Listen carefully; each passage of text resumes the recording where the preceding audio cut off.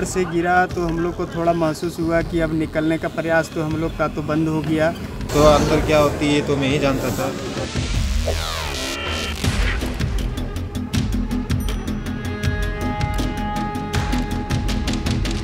उत्तरकाशी के सिलक्यारा में सुरंग में फंसे सभी 41 श्रमिकों को सुरक्षित बाहर निकाल लिया गया है। प्रशासन के लिए ये रेस्क्यू ऑपरेशन काफी चुनौतीपूर्ण रहा। कई असफलताओं के बाद आखिरकार टीम को सफलता मिली और सभी श्रमिकों की जान बच गई।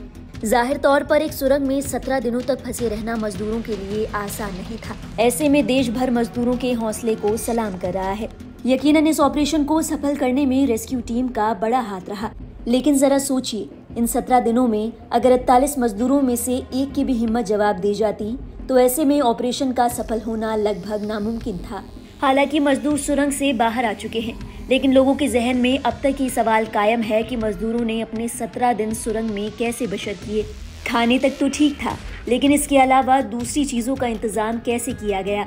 वो कहाँ नहाए होंगे, कहाँ शौच गए होंगे? हर एक दिन के 24 घंटे उन्होंने एक बंद सुरंग में कैसे बिताए होंगे? ये तमाम सवाल वाकई सोचने पर मजबूर करते हैं। सुरंग से बाहर आने के बाद मजदूरों ने इन सवालों के जवाब दिए। झारखंड के ऊटी जिले में रहने वाले एक मजदूर चमरा उराव ने एक प्राइवेट मीडिया चैनल से बातचीत करते हुए पूरी घटना के बारे में विस्तार से बताया। उराव ने कहा, जोहार, हम अच्छे हैं। हम भगवान में विश्वास करते थे और इससे हमें ताकत मिली। हमें विश्वास था कि 41 लोग फंसे हैं तो कोई ना कोई हमें बचा लेगा। मैं अपनी पत्नी से बात करने के लिए इंतजार नहीं कर सकता। 3 बच्चे खूंटी में मेरा इंतजार कर रहे हैं। इस घटना की आंखों देखी बयां करते हुए उराव ने कहा, 12 नवंबर की सुबह हम काम कर रहे थे, तभी मैंने जोरदार आवाज सुनी। मलबा गिर रहा था। मैं अपनी जान बचाने के लिए भागा, लेकिन गलत दिशा में फंस गया। जैसे ही ये पता चला कि हम लंबे समय के लिए फंस गए हैं तो हम बेचैन हो गए, लेकिन हमने मदद के लिए चुपचाप प्रार्थना की। हमने कभी उम्मीद नहीं खोई। उराव ने कहा कि करीब 24 घंटे के बाद उन्होंने अपने मुंह में पहला निवाला लिया। अधिकारियों ने उन्हें मुरमुरे और इलायची भेजे। उन्होंने कहा, जब हमने पहला निवाला खाया तो हमें लगा कि कोई ऊपर वाला हमारे पास आया है। हम खुश थे।